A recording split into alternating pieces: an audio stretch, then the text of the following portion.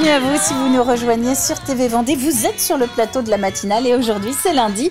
Nous sommes le 31 mars, c'est donc la toute fin du mois de mars avant d'entamer un mois d'avril sous le soleil. Vous verrez ça tout à l'heure avec quelques éléments météo. En régie, nous avons toujours Antoine qui nous accompagne pour ces 26 minutes d'infos 100% Vendée. Et je vous propose de revenir d'ailleurs sur le tout début du week-end qui a été marqué par cet incendie qui a ravagé l'usine Mecapac. C'était vendredi soir à Pouzauges, dans la nuit, donc aux abords de la zone industrielle de la ville. Ce matin, ce sont 230 salariés qui sont au chômage technique, 4500 mètres carrés de bâtiments qui ont été détruits. Aux Achards, c'est plus qu'une passerelle piétonne qui a été inaugurée samedi matin. C'est un pas de plus dans la consolidation de la création de la commune, une création qui date pourtant de 2017. Piétons et vélos peuvent désormais traverser en toute sécurité la 4 voies La Roche-les-Sables pour relier la Motte à La Chapelle-Achard. Et puis si vous avez un enfant en âge d'être au collège, eh bien vous avez peut-être déjà entendu parler des parcours pédagogiques, préservation des océans, théâtre, éducation à la justice ou encore aux médias.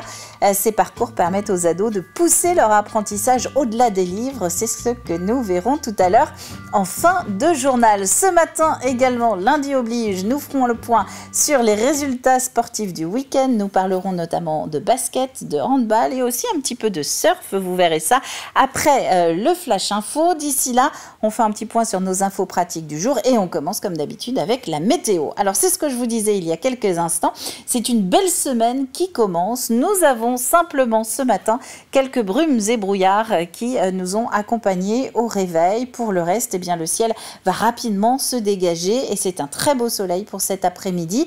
Alors côté température, autour de 4 à 5 degrés pour la première moitié de journée. Quant à l'après-midi, ça va grimper, mais il y a la température, vous savez, sur le mercure et puis celle qui est ressentie. Au niveau du mercure, 15 à 16 degrés en ressenti, eh bien vous me le direz demain matin puisque nous allons être accompagnés d'un petit vent d'est-nord-est de 30 à 40 km/h, ce qui risque peut-être de donner quelques frissons. Au niveau des marées, eh bien je vous propose de regarder nos 4 rendez-vous du jour. La basse mer, elle est en milieu de journée à 12h51, très exactement si vous êtes au Sable d'Olonne, 12h59 si vous êtes à Noirmoutier. Les coefficients restent très élevés, 114 et 111. J'en profite puisqu'on parle des coefficients pour vous rappeler cette interdiction d'aller à la pêche à pied, interdiction qui est toujours en vigueur sur toute la côte nord de la Vendée jusqu'à Fromentine. Des micro-algues toxiques ont été détectées, interdiction aussi sur toute la baie des Sables d'Olonne, la faute à une contamination bactériologique. Soyez prudents donc. La carte des marchés à présent avec nos 2 rendez-vous du lundi.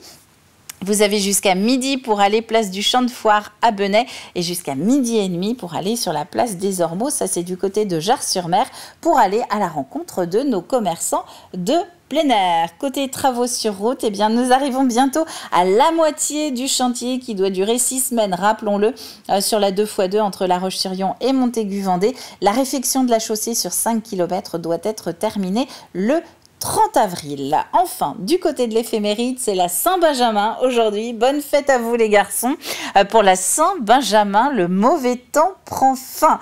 Du côté de la présence du soleil en Vendée, eh bien, il est avec nous depuis 7h46 ce matin et le soleil reste jusqu'à 20h33. Nous gagnons 3 minutes de soleil et nous sommes donc, faut-il le rappeler, passés à l'heure d'été. Hier, nous avons à peu près 2 heures d'avance sur l'heure solaire, c'est-à-dire que quand il est 14h sur votre montre, en réalité, il est midi au niveau du soleil.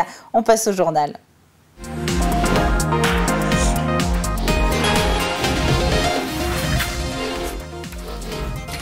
Et nous commençons donc avec ces 230 salariés de Pouzauges qui ce matin sont au chômage technique. Leur entreprise Mecapac a été en très grande partie détruite vendredi soir. Un incendie qui a ravagé plus de 4500 mètres carrés de locaux. Mecapac, c'est une usine spécialisée dans la conception et la fabrication de machines d'emballage. Ce seraient 3 salariés en train de travailler à l'usinage au sous-sol qui auraient donné l'alerte. À notre arrivée, une partie de la toiture était déjà embrasée et on a été confronté à une propagation très très rapide de l'incendie à l'intérieur du bâtiment, des bâtiments industriels, mais également jusqu'à 4 h du matin sur la partie administrative qui est derrière nous. Intervention complexe parce que la propagation du feu a été très rapide sur l'ensemble du bâtiment, donc ça nous a obligés à nous repositionner en tout temps. C'est une intervention où les pompiers n'ont pas été fixes, ça a vraiment été une course contre la montre et un challenge pour essayer de maintenir le feu au maximum. 80 pompiers de toute la Vendée étaient sur place au plus fort de l'incendie. Ils ont mis plus de 6 heures à éteindre les flammes. Il n'y a pas de blessés, mais une enquête est en cours pour déterminer les causes exactes de l'accident. Mecapac est installé à Pouzauges depuis 1990. Aux Achards, c'est un nouveau chapitre important qui s'écrit ce mois-ci. 8 ans après la création de la commune nouvelle issue de l'unification de la Motte-Achard et de la Chapelle-Achard, eh bien les habitants peuvent enfin traverser la 4 voies La Roche-les-Sables en toute sécurité, qu'ils soient à pied ou en vélo. Une passerelle pour tout ce qu'on appelle les liaisons douces a été inaugurée samedi matin. C'est vraiment un passage, disons, sécurisé entre les communes donc, des Achards et anciennement de la Chapelle-Achard, et la liaison également, donc vraiment une liaison sécurisée pour les vélos et les piétons. Indispensable puisqu'on avait donc avec un seul pont, le passage avec un seul pont et 2 petits trottoirs. On a évité beaucoup d'accidents. Maintenant, je pense que vraiment c'est une sécurisation complète. Au niveau sécurité et au niveau développement également, puisqu'on met en valeur également par la poursuite de cette voie, on met en valeur la gare ferroviaire, donc des Achards, donc qui alimente bien sûr. On a près de pratiquement 200 voitures tous les jours de gens qui prennent le train, donc voilà des gens qui viennent des Achards et au lieu de venir en voiture, qui peuvent venir en vélo, donc aller jusque là-bas. Le pays des Achards est complètement réuni. C'est une double peine en matière d'emploi qui est vécue par un actif en situation de handicap sur 10. Le chômage, un taux qui s'élève à 12% très exactement pour la population active reconnue handicapée. 12% contre 7% pour l'ensemble des Français en âge de travailler. Une situation qu'Alexia connaît depuis son emménagement en Vendée il y a 1 an. Vendeuse dans le prêt-à-porter en Île-de-France, la jeune femme dont la maladie génétique n'est pas clairement identifiée n'arrive pas à retrouver un emploi ici. Louise Viadger. Il y a quelques jours, Alexia participait à un énième forum de l'emploi. Aujourd'hui, elle continue de préparer des entretiens. Atteinte de troubles du langage, elle se bat depuis 1 an pour trouver un emploi. J'ai envie d'avoir du travail qui me plaît beaucoup. Pour travailler en équipe et pas être tout seul à la maison. Pourtant, beaucoup de ces demandes restent sans réponse. Elle a aussi essuyé quelques refus. Ça a été assez compliqué à vivre pour elle puisqu'elle s'est vue un refus immédiat de la directrice qui l'a estimée trop handicapée pour le travail proposé, donc qui était du ménage dans les chambres des personnes âgées et puis la distribution des repas. Et elle a même mis en doute le fait qu'Alexia ait pu travailler 6 ans en milieu ordinaire. Chaque refus est un nouveau coup dur, une situation qui devient de plus en plus compliquée aussi sur le plan financier. Alexia a perdu tous ses droits du fait de sa démission pour venir vivre chez moi puisque son papa était malade. Et elle a le droit à aucune prestation aujourd'hui, puisque son dossier d'MDPH, depuis un an, n'a pas encore été traité. Alors, quelle solution pour ces situations?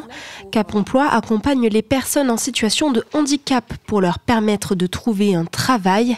La structure mise notamment sur l'immersion en entreprise. C'est que la personne puisse aller se tester sur un poste de travail et mieux identifier ses contraintes. Quand je vous parlais de rétablissement tout à l'heure, l'immersion, aller sur un poste de travail, vivre 2, 3, 4, 5 jours dans une entreprise pour valider un projet professionnel, ça permet aussi d'identifier ce qu'elle est en capacité de faire et où il y a besoin d'aménagement. Selon les chiffres du gouvernement, le taux d'emploi des personnes handicapées est de 39%. L'accompagnement des personnes handicapées, notamment pour le logement, fait partie justement des compétences du département. Le département qui a voté vendredi son budget supplémentaire pour 2025. Parmi les axes de financement pour les mois à venir, le maintien des aînés à domicile, la démographie médicale ou encore l'accompagnement des pompiers. Nous avons voté 13 millions d'euros supplémentaires pour l'habitat inclusif, que nos personnes âgées puissent rester chez nous, vivre à leur domicile en quelque sorte. Nous avons aussi pris soin des Vendéens et de leur sécurité en augmentant le budget du SDIS, des pompiers, avec 5,4 millions d'euros. Et encore une fois, c'est un budget qui se veut le plus réactif possible pour que la Vendée continue à être animée, active et solidaire. Un projet de réutilisation des eaux usées pour les communes du littoral a été adopté, ainsi que la demande de classement du sauvetage en mer au patrimoine immatériel de l'humanité de l'UNESCO. Connaissez-vous les parcours pédagogiques? Ils concernent cette année 2600 collégiens de Vendée répartis dans 15 thématiques différentes. L'idée de ces parcours, c'est d'aller plus loin que dans les livres, d'être plus concret aussi lorsqu'il s'agit par exemple de parler de la Seconde Guerre mondiale, de la justice ou encore des médias. Exemple, avec le devoir de mémoire, 17 classes de 3e y sont sensibilisées dès cette année en Vendée. Mathis Pires. Quels sont les autres événements à venir? Quel métier exercent ses parents? Qu'est-ce qui se passe ensuite dans la vie de David Fuchs? Une journée entière pour découvrir des archives de la Seconde Guerre mondiale. Voilà le programme de ces 36 élèves de 3e. Et puis, ils doivent porter l'étoile jaune. Après avoir rencontré un auteur de bande dessinée, ils sont aujourd'hui à la 2e et avant-dernière étape de leur parcours pédagogique sur la mémoire. Un complément de leur cours d'histoire pour en apprendre davantage sur cette période marquante. Et il faut qu'aujourd'hui les jeunes comprennent qu'ils sont aussi porteurs de mémoire. Évidemment, les derniers témoins ne sont plus là. Donc aujourd'hui, c'est à la nouvelle génération de trouver ces vecteurs de communication et de savoir comment on transmet la mémoire. Au total, 17 classes participent à ce parcours pédagogique qui s'ajoute aux 14 autres projets proposés par l'École départementale des arts et du patrimoine.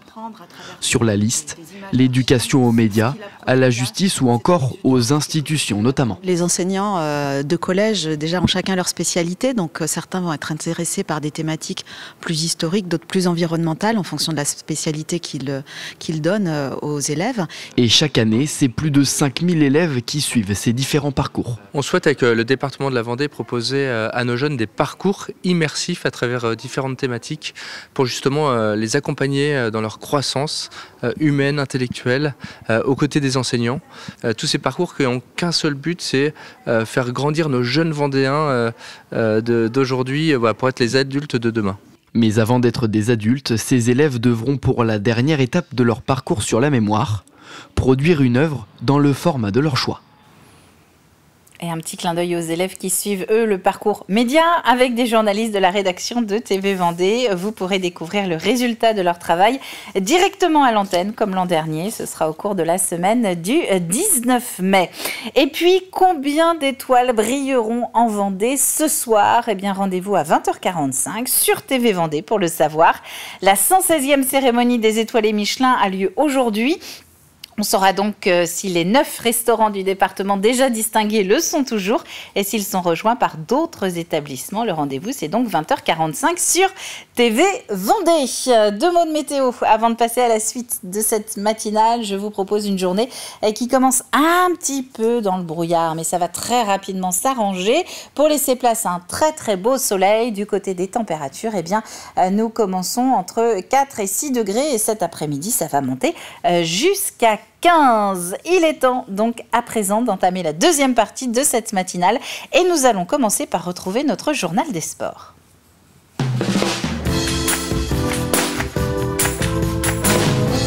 Et comme tous les lundis, c'est le moment du récap donc des résultats sportifs du week-end en Vendée. On va tout de suite commencer par du basket, si vous le voulez bien, avec la 21e et avant-dernière journée de Wonder League. La Wonder League, ce sont les deux premières divisions du basket français de haut niveau.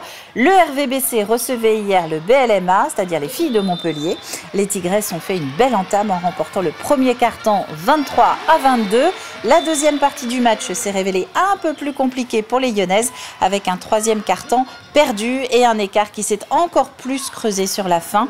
Les joueuses du RVBC s'inclinent donc sur le score de 80-59.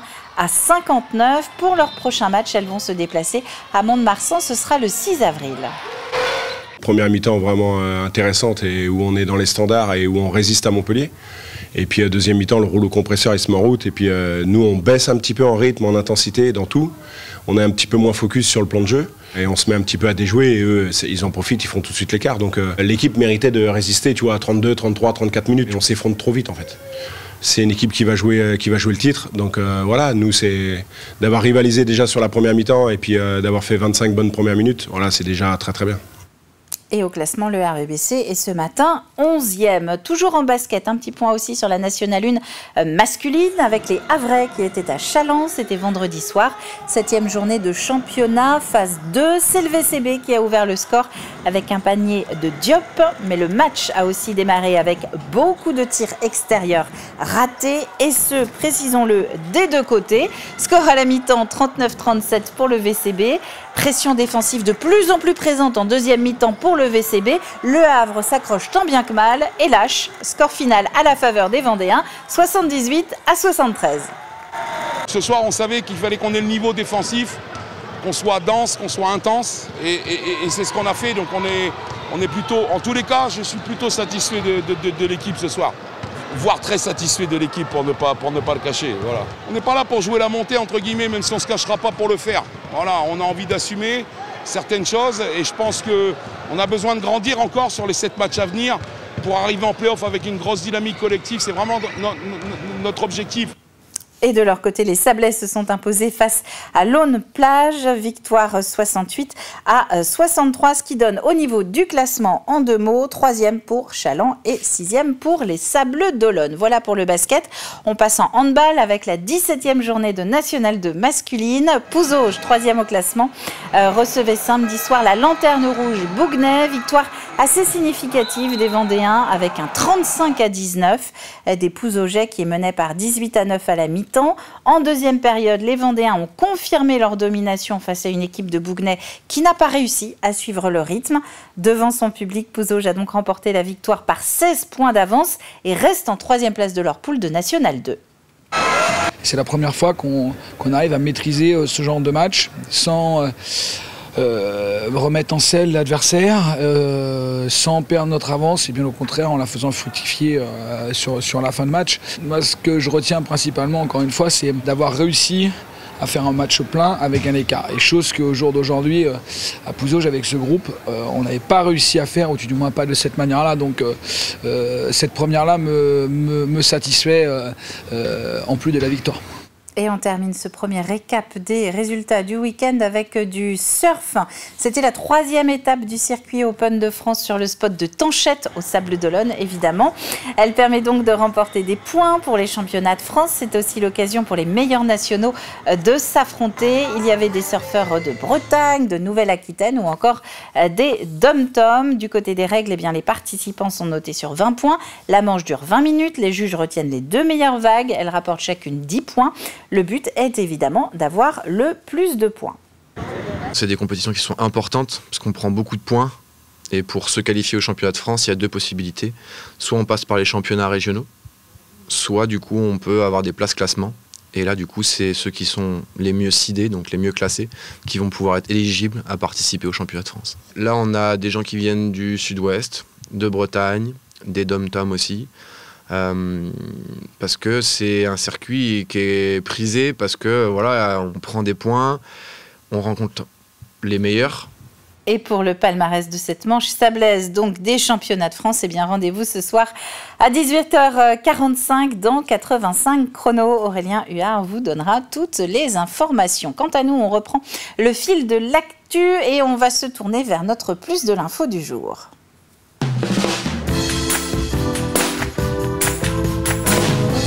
Je vous propose un retour sur un pan de l'histoire industrielle du Sud Vendée maintenant, à Maillezais. La crèmerie de la Venise Verte a définitivement fermé ses portes vendredi, conséquence de la fermeture, elle aussi définitive, de l'Union laitière de la Venise Verte, la laiterie indépendante de Maillezais qui avait été créée il y a plus de 130 ans. Le coup porté par l'arrêt des commandes de son principal client, à savoir la Chine, au moment de la période Covid, a été fatal. Écoutez.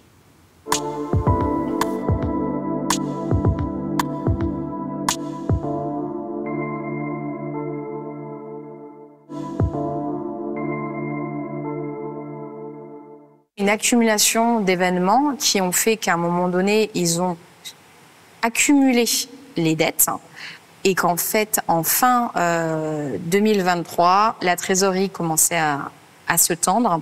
Et avant de pouvoir commencer à rembourser les PGE, ce qui était quasiment impossible en janvier 2024, l'ULVV donc a pris l'initiative d'elle-même de se positionner en procédure de sauvegarde.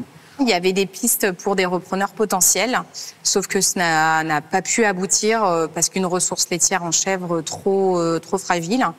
Là, en début d'année dernière, on a perdu des gros producteurs en termes de volume. Et une grosse partie de notre activité, les 2/3 de notre activité est en destination en tome de chèvre, plus que la vache. Donc un business plan prévisionnel trop risqué par rapport à ces deux éléments-là. Et donc malheureusement, ils n'ont pas souhaité se positionner. On n'a plus grand-chose. Moi, je suis arrivée du coup en mars 2024. Pour vous donner un petit peu un ordre d'idée en termes de volume, là, on n'a vraiment plus rien. Moi, je suis arrivée, il y avait la hauteur, il y avait quoi, 2 mètres de passage. Et tout ça, c'était plein, c'était rempli. Et voilà, donc là, on va écouler les stocks jusqu'à la fin. Pour l'instant, il y a une collecte qui est prévue via Terra Lacta. On doit rencontrer encore d'autres potentielles laiteries pour voir, décider, mais disons que Terra Lacta, on a un contrat sur 1 mois pour voir le temps de se retourner, voir si on a d'autres possibilités ou pas intéressantes. Ben, la première chose, c'est trouver une autre laiterie qui nous collecte, puisque la collecte de lait ne peut pas se stocker plus de 48 heures du coup. Donc on n'a pas le choix de trouver un autre partenaire. Il va falloir chercher chez d'autres fournisseurs, peut-être moins local. Et ça, ça me manque pas, mais c'est pas vraiment les valeurs qu'on avait. Et ça nous attriste. On va quand même essayer de voir s'il y a certains fromages qu'on peut essayer d'avoir en local, puisqu'il y a quand même certains chefs qu'on peut encore avoir. Peut-être même des encore plus petites structures finalement, mais c'est plus dissocié. Donc c'est vrai que là, au moins, c'était un peu centralisé sur la boutique qui était accolée en fait à l'usine. Donc voilà, on va faire des recherches, mais c'est vrai que ça nous prend un peu de coup. Et vous pourrez retrouver d'ailleurs sur tvvendée.fr dans la rubrique Actu le reportage que nous avons consacré à l'Union laitière, reportage de Florian Wozniak, à retrouver donc dans les archives de TV Vendée. On passe au programme du jour sur l'antenne.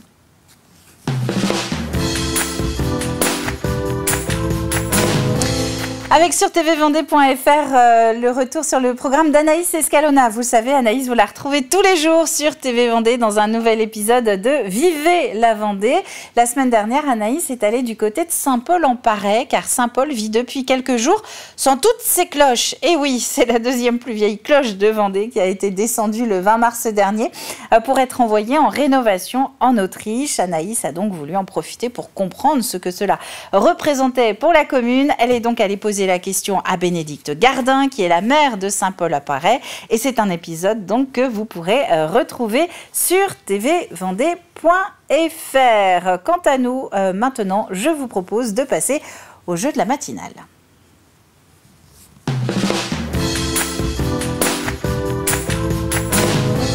avec une nouvelle question. Mais avant de la donner, un petit retour en arrière. La semaine dernière, Simon vous demandait dans cette émission, dans le rétro que vous retrouvez toutes les semaines sur TV Vendée, de quel symbole Romain Trichereau nous parlait-il dans l'extrait qu'il vous montrait? Eh bien, c'était du cœur vendéen. Et c'est Élodie Desnay qui remporte le cadeau de la semaine dernière. Alors nous, cette fois-ci, on va laisser Romain dans son émission et on va partir du côté du Marais Poitevin. Dites-moi ce qui marque traditionnellement le lancement de la saison touristique dans le Marais Poitevin.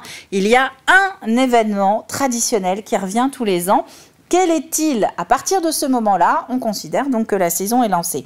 Elles se font très discrètes entre Pâques et la Toussaint. Ça, c'est l'indice du jour. Et vous le voyez que notre partenaire de la semaine, c'est Gîtes de France Vendée. Eh bien, l'un d'entre vous, parmi les bonnes réponses, repartira avec un bon cadeau de 100 € à dépenser donc sur le site de Gîtes de France Vendée pour vous réserver une nuit quelque part dans le département, dans le réseau Gîtes de France. C'est la fin de cette matinale. On se retrouve demain, bon pied bon oeil, pour le 1er avril, dès 7h en direct sur TV Vendée. D'ici là, très bonne journée à vous tous et à demain.